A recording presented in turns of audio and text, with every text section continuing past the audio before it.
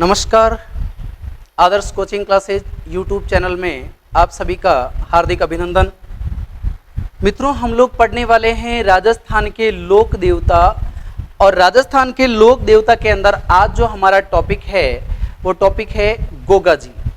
तो हम बात करेंगे सबसे पहले गोगा जी के बारे में कि गोगा जी जो है वो लोक देवता कहाँ पर हुए हैं। तो हमारा टॉपिक है गोगा जी।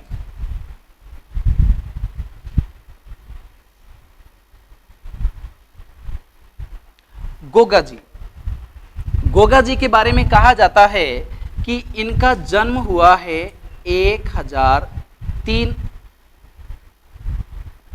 विक्रम संवत के अंदर। याद रखिएगा, 1003 विक्रम संवत में इनका जन्म माना जाता है। 1003 विक्रम संवत में इनका जन्म हुआ है। कहाँ हुआ है? ददरेवा चूरू के अंदर इनका जन्म हुआ है। गोगो जी का जन्म कब हुआ? तो 1003 विक्रम संवत में। कहाँ हुआ? ददरेवा के अंदर, ददरेवा चूरू के अंदर हुआ है। अब प्रश्न बनता है इनके पिता का क्या नाम है? तो इनके पिता का नाम आता है जेवर जी। इनके पिता का नाम आता है जेवर जी, जेवर जी। फिर प्रश्न आता है इनकी माता का क्या नाम है? बाछल। इनकी माता का नाम आता है बाछल। फिर प्रश्न आता है इनकी पत्नी का क्या नाम है? इनकी पत्नी का नाम आता है केलम दे। इनकी पत्नी का नाम आता है केलम दे। फिर प्रश्न आता है इनके गुरु का क्या नाम है? गुरु का नाम आता है गोरखनाथ। गुरु का नाम आता है गोरखनाथ। ध्यान रखिएगा, गुरु का नाम आता है गोरखनाथ। फिर प्रश्न आता है कि इनका वंश कौन सा है? ये चौहान वंश के हैं। चौहान वंश, चौहान वंशीय राजपूत हैं। ध्यान रखिएगा, चौहान वंशीय राजपूत। हम बात कर रहे हैं गोगा जी के बारे में। गोगा जी का जन्म 1003 विक्रम संवत में हुआ। गोगा जी का जन्म हुआ है ददरेवा गांव चूरू के अंदर। गोगा जी के पिता का नाम जेवर जी माना जाता है, माता का नाम बाछल माना जाता है, और पत्नी का नाम केलम दे माना जाता है। गोगा जी की जो पत्नी है केलम दे, वो कोड़ूमंड की है। कोड़ूमंड, कोड़ूमंड के बुड्ढो जी, जो पाबूजी राठौड़ के बड़े भाई हैं, बुड्ढो जी की बेटी है, बुड्ढो जी की पुत्री है। ध्यान रखिएगा, केलम दे, बुड्ढो जी की बेटी है केलम दे। इनके गुरु का नाम है गोरखनाथ, और गोगा जी के वंश का नाम है चौहान वंश। ऐसा कहा जाता है कि जेवर जी के कोई संतान नहीं थी, तो बाछल और जेवर जी गोरखनाथ जी के वहां पर जाते हैं, और गोरखनाथ जी के आशीर्वाद से ही गोगा जी का जन्म होता है। इसीलिए इनका नाम जो है वो गोरखनाथ से तो गो लिया गया, और गाय से गा शब्द लिया गया। ध्यान रखिएगा, गो शब्द लिया गया है गोरखनाथ से, और गाय से लिया गया है गा शब्द, और इन दोनों के प्रथमा अक्षर से इनका एक पवित्र नाम बना दिया गया, गोगा जी। ध्यान रखिएगा, तो इस प्रकार से इनका नाम रखा गया है गोगा जी। गोगा जी के बारे में कहा जाता है कि गोगा जी जो है इनके पास एक घोड़ी है। गोगा जी के पास एक घोड़ी है। उस घोड़ी का नाम आता है नीली घोड़ी।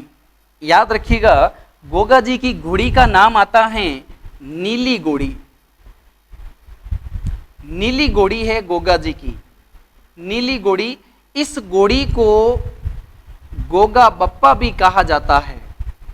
इस घोड़ी को गोगा बप्पा भी कहा जाता है। नीली घोड़ी को गोगा बप्पा के नाम से भी जाना जाता है। ध्यान रखिएगा, नीली घोड़ी को गोगा बप्पा के नाम से भी जाना जाता है। नीली घोड़ी को गोगा बप्पा के नाम से भी जाना जाता है।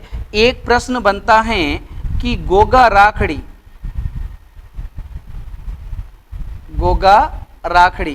ध्यान रखिएगा, गोगा राखड़ी जो हैं वो किसान जब खेत में हल जोतता है तो हल और हाली दोनों के बांधी जाती है। हल के बांधी जाती है और जो हाली मन किसान, उन दोनों के बांधी जाती है गोगा राखड़ी। याद रखिएगा, हल व हाली का मतलब किसान, हाली का मतलब किसान, दोनों के बांधी जाती है। ध्यान रखिएगा, और इस गोगा राखड़ी के अंदर 9 गांठें होती है। ध्यान रखिएगा, गोगा राखड़ी के अंदर गांठों की संख्या 9 है। गांठों की संख्या 9 है। ध्यान रखिएगा, गोगा राखड़ी में गांठों की संख्या 9 है। 9 ही गांठें क्यों हैं? क्योंकि गोगा जी का जो जन्म हुआ है, गोगा जी का जो जन्म हुआ है वो कब हुआ है?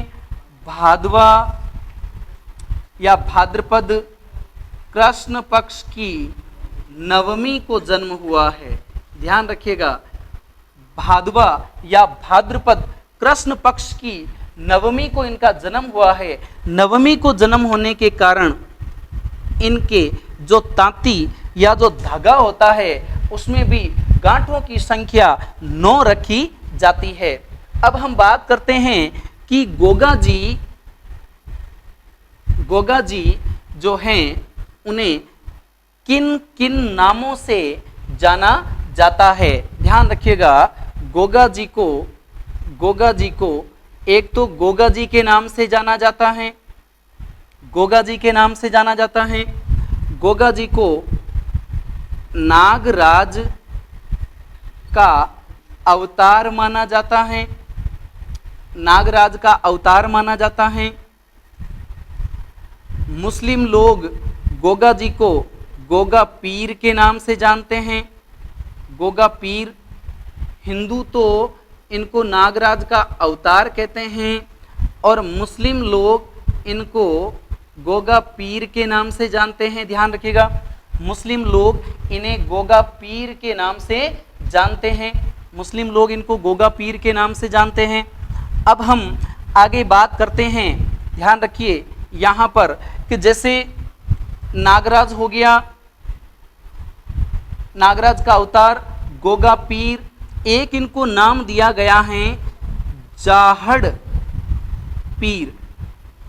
जाहड़ पीर का नाम दिया गया जिसका अर्थ होता है जिंदा पीर, जिसका अर्थ होता है जिंदा पीर। जाहड़ पीर या जिंदा पीर गोगा जी को किसने कहा? मोहम्मद गजनबी ने कहा है। ध्यान रखिएगा, मोहम्मद गजनबी ने ये नाम इनको दिया है, मोहम्मद गजनबी ने ये नाम इनको दिया है। अब हम बात करते हैं कि गोगा जी जो हैं उनका पूजा स्थल कैसा होता है। गोगा जी का पूजा स्थल कैसा होता है?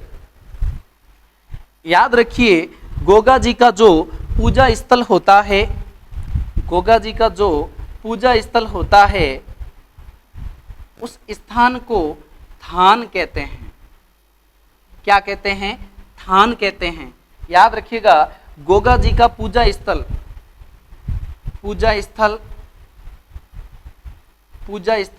थान कहलाता है, पूजा स्थल थान कहलाता है। और ये थान जो हैं वो खेजड़ी वृक्ष के नीचे होता है, खेजड़ी वृक्ष के नीचे होता है। ध्यान रखिएगा, ये थान जो हैं वो खेजड़ी वृक्ष के नीचे होता है। अब प्रश्न आता है कि इस स्थान पर गोगा जी की मूर्ति होती कैसी है? तो गोगा जी की जो मूर्ति बनाई जाती है उसमें एक पत्थर के ऊपर, ये पत्थर हैं, इस पत्थर के ऊपर याद रखिएगा इस प्रकार का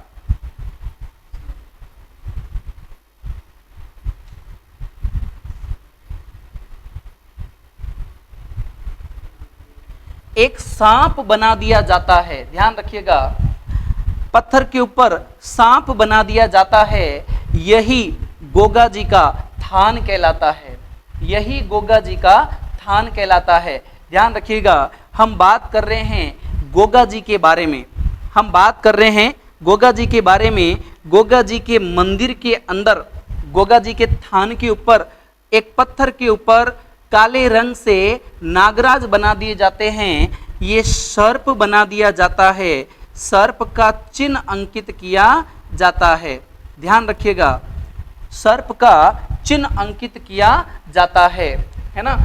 आगे हम बात करते हैं कि गोगा जी जो हैं, इनके बारे में कहा जाता है कि गोगा जी के दो भाई हैं, चचेरे।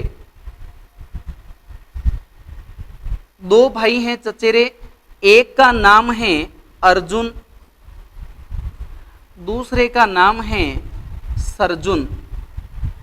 एक का नाम है अर्जुन, दूसरे का नाम है सरजुन। गोगा जी के और इनके बीच विवाद चलता है, इनके बीच विवाद चलता है। याद रखिएगा, अर्जुन सरजुन और गोगा जी के बीच भूमि को लेकर के, जमीन को लेकर के विवाद चलता है, भूमि विवाद है ना। भूमि विवाद के कारण एक दिन अर्जुन और सरजुन ने गोगा जी की समस्त गायों को घेर करके, समस्त गायों को घेर करके मोहम्मद गजनबी को सौंप दिया। याद रखिएगा, मोहम्मद गजनबी को सौंप दिया। मोहम्मद गजनबी इन गायों को लेकर के यहाँ से चला जाता है। और मोहम्मद गजनबी कहाँ चला जाता है? ध्यान रखिएगा, एक नदी है जिसका नाम है चिनाब। चिनाब नदी के पास चला जाता है गोगा जी की गायों को लेकर के। तो गोगा जी जो हैं, इनके बारे में कहा जाता है कि अपनी पूरी सेना के साथ, गोगा जी अपनी पूरी सेना के साथ जाते हैं, जिसमें गोगा जी के पुत्र भी होते हैं, गोगा जी के भतीजे भी होते हैं। ऐसा कहा जाता है कि गोगा जी के 47 पुत्र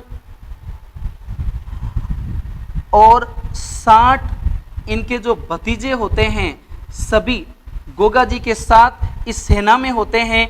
और ये सभी लोग जाते हैं चिनाब नदी के पास, जहां पर युद्ध होता है। जहां पर युद्ध होता है, इस युद्ध में मोहम्मद गजनबी हार जाता है और गोगा जी की जीत हो जाती है। ध्यान रखिएगा, गोगा जी की जीत हो जाती है। गोगा जी गायों को लेकर के वापिस आ जाते हैं। कहाँ पर आ जाते हैं? ददरेवा। अपनी गायों को लेकर के वापिस आ जाते हैं ददरेवा। अब वापिस आने के बाद में गोगा जी और अर्जुन सरजुन के बीच युद्ध होता है। ध्यान रखिएगा, इनके बीच में युद्ध होता है और कैसे कहा जाता है कि गोगा जी इस युद्ध के अंदर शहीद हो जाते हैं। गोगा जी इस युद्ध में शहीद हो जाते हैं, गोगा जी की मृत्यु हो जाती है। और गोगा जी की मृत्यु होने के पीछे कारण जो हैं वो बताया जाता है कि भूमि विवाद जो है वो था। अर्जुन और सरजुन ने मिलकर के गोगा जी को मार दिया था युद्ध के अंदर। ये तमाम बातें आपको यहाँ पर ध्यान में रखनी हैं। अब हम बात करते हैं कि गोगा जी का जो मंदिर बना हुआ है, गोगा जी का जो मंदिर बना हुआ है, वो मंदिर कहाँ बना हुआ है? तो देखिए, गोगा जी के 2 मंदिर बने हुए हैं। कहा जाता है कि युद्ध करते हुए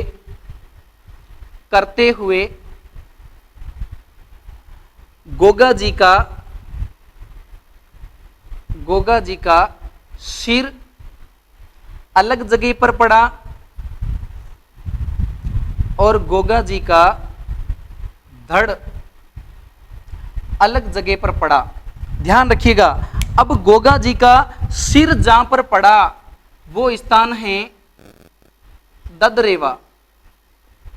ददरेवा है चूरू में।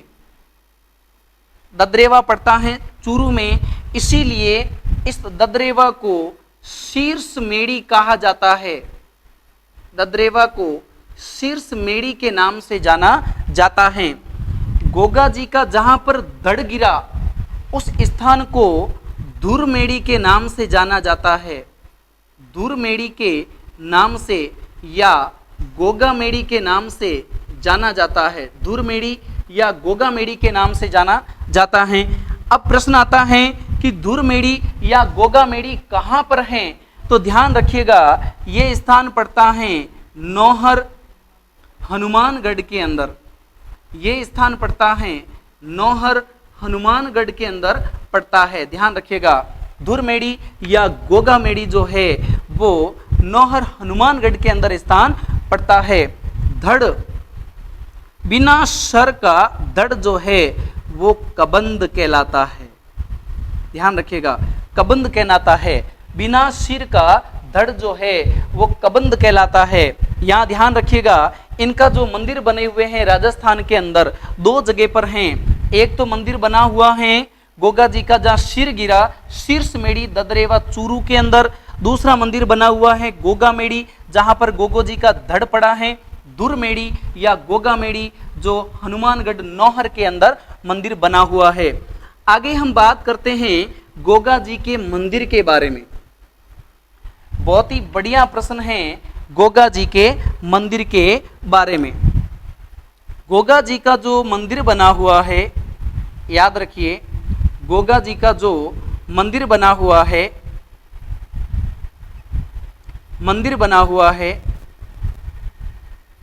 इस मंदिर के बारे में कहा जाता है कि ये मंदिर मकबरे नुमा बना हुआ है। ये मंदिर मकबरे नुमा बना हुआ है। ध्यान रखिएगा, इस मंदिर के बारे में कहा जाता है कि यह मंदिर मकबरे नुमा बना हुआ है। गोगा जी का यह मंदिर मकबरे नुमा बना हुआ है जो गोगा मेड़ी में बना हुआ है। मकबरे नुमा मंदिर बना हुआ है और मंदिर के ऊपर लिखा हुआ है बिस्मिल्लाह।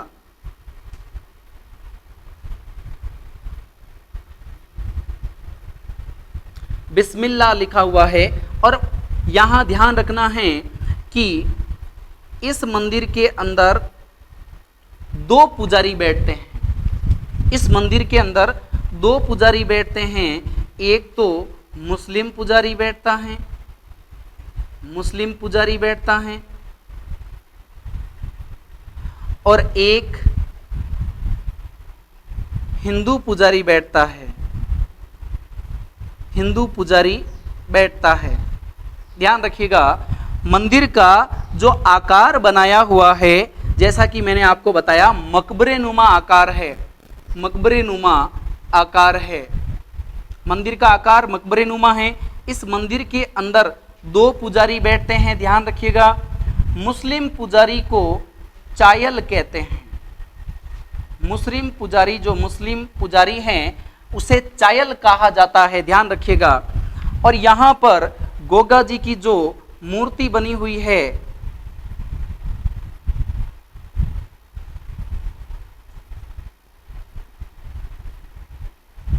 गोगा जी की जो मूर्ति बनी हुई है, ध्यान रखिएगा, है ना, गोगा जी को यहाँ पर बिठाया गया है। गोगा जी की अश्वारोही मूर्ति यहाँ पर बनी हुई है।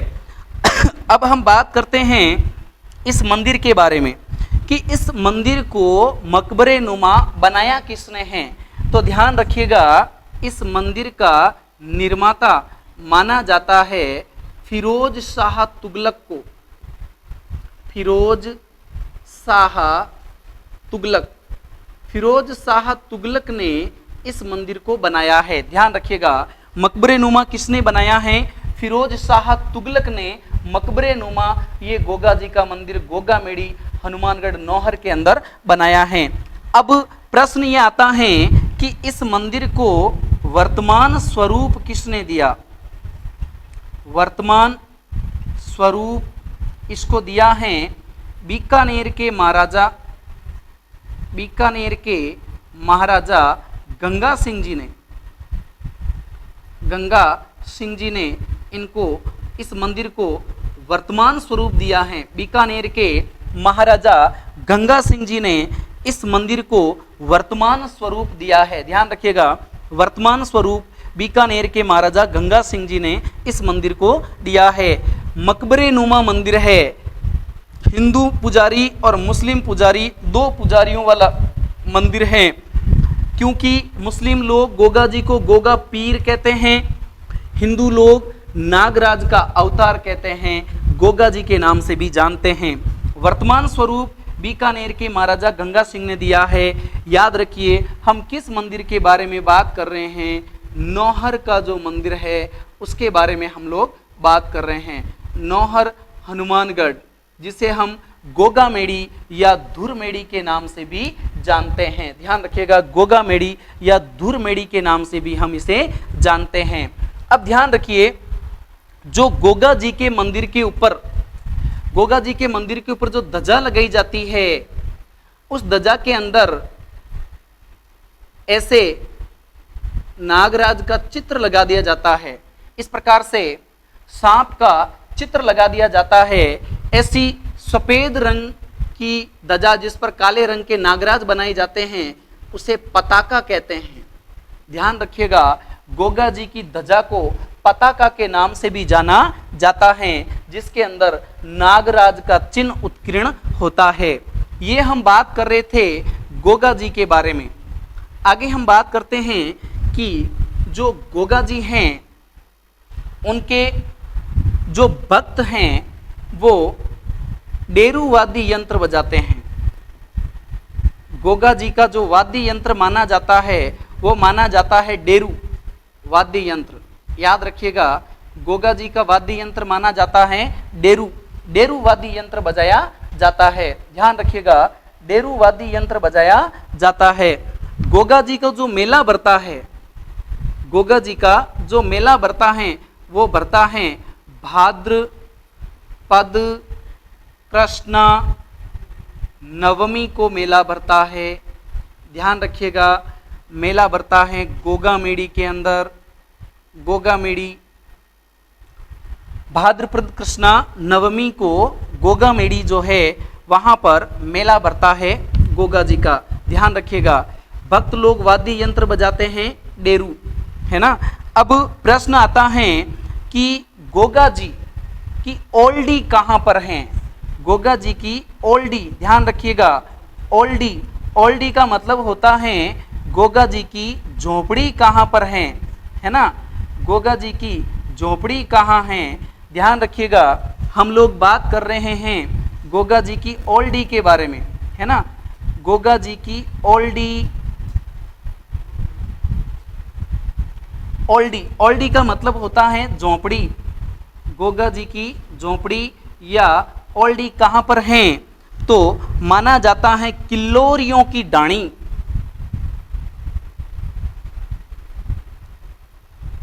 किल्लोरियों की ढाणी, ढाणी सांचोर, सांचोर जालोर के अंदर,